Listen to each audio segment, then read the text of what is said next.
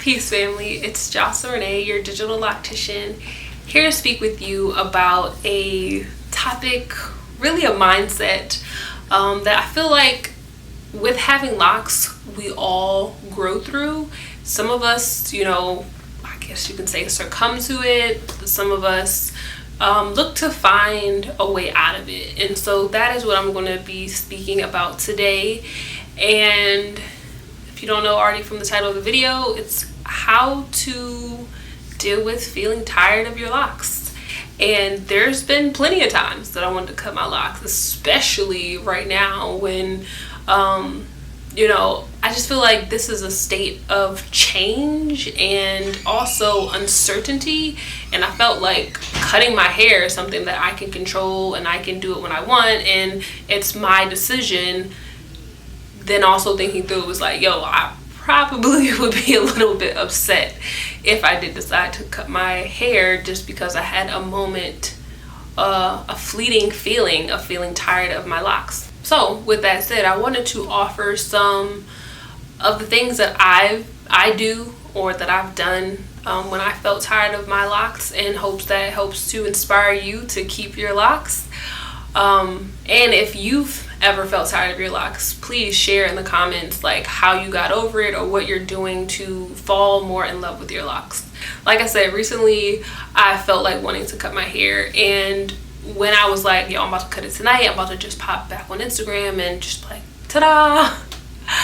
I got on Instagram, right? Because I said I was going to go on Instagram to share. So I got on Instagram and it was a woman, beautiful woman. Her name on Instagram is Nat Locs, and her picture popped up on my feed, and her hair is like to her butt or to her thighs. It's really long, and she posts very sensual photos. And I can't wait for my locks to be long so that I can take pictures like this, or just feel like her photo made me feel when I looked at it. I hope that makes sense. And so I was inspired by her beauty in that she had locks. So I say that to say, follow pages, people, Pinterest boards, YouTube channels of people that make you feel inspired or that encourage you with your journey. That's something that has been invaluable along my journey, because even if I haven't actively been thinking about the inspiration, I know in some way, shape, or form the content that I follow online keeps me inspired. Another thing that I've recently done is I wrote an article, or let me step back. I took a moment to reflect on what my locks meant to me. And in that article, or in the reflection rather, for writing the article, it really made me look at my locks differently. Not just the way that I wear my hair, but more so how my divine energy and my divine self is reflected in my hair. And so I challenge you, if you're feeling discouraged or you're feeling tired of your locks, to go back to either why you first started, or take the time in this moment to think about, what your locks mean to you. And I don't believe that I am my hair at all. Like, if my hair looks good, if it doesn't look good, like, I still feel good. But the other side to that is, if my locks are not feeling good or looking good, it's probably because I'm not treating myself good. And so it's just sitting with that and really trying to unpack it. I felt like that helped. And another thing that I've done recently that has helped me feel more connected, more in love with my locks, is adorning them. Like, I've added some cowrie shells, I've wrapped a couple of my locks with string, I've added different pieces of lock jewelry, particularly crystals and copper pieces, that I feel also really help with my energy and my spirit and feeling joy and intentionality and abundance.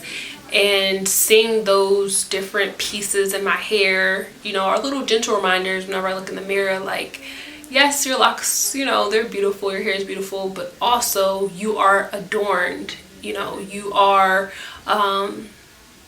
able to express your creativity through your hair, and that is, you know, also a blessing or a positive thing about having locks. So yeah, I feel like, you know, if you're feeling tired with your locks, try to look for inspiration.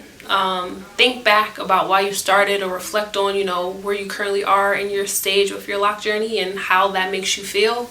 And then if all else fails, throw some adornments on there. Throw something pretty in your hair, you know, that always can spark joy. Don't do anything rash, like don't rush into color. If you do feel like cutting them, like really think about if you're really ready to cut them, because with cutting them, there's so many other things that go into just having your locks trimmed or cut. So try not to do anything too drastic. I would say do the inner work versus trying to do something that may seek validation from others. Like, they're your locks, you're wearing them. It doesn't matter what other people think about your hair, it matters what you think about them. So yeah, before I start rambling too much, I hope that helped.